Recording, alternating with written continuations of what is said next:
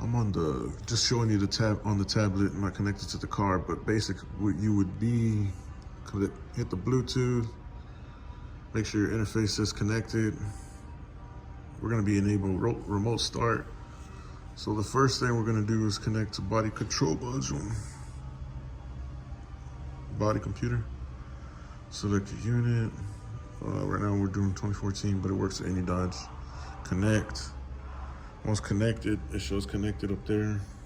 Then you'll go to this little icon at the bottom, and you want to go to all the way to the bottom and look for car configuration change.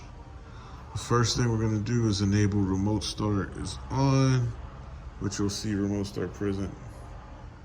Click it and then select yes, and then hit start. Once that's finished, then you'll click it again, this, and you'll come to the hood switch pin number 11, which you'll see in a few. Let me find it. ECU config. We should be getting close. Shit, did I pass it? Oh, here it goes. Pin 11, hood ajar switch input present. And then you want to make sure that's selected to yes, and then hit start.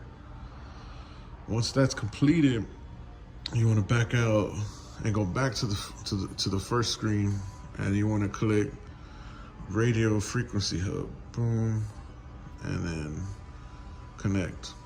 Once that's connected, you come back to the bottom, hit this thing, little icon, hit this drop down menu, and you're gonna read the pin code if you don't know it. You'll read pin code first, because we're gonna need it in a second. And then get that. And then you're gonna go to RF hub reset replace.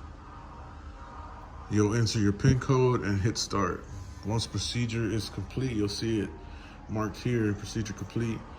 You can turn the car off, lock the doors, and try remote start.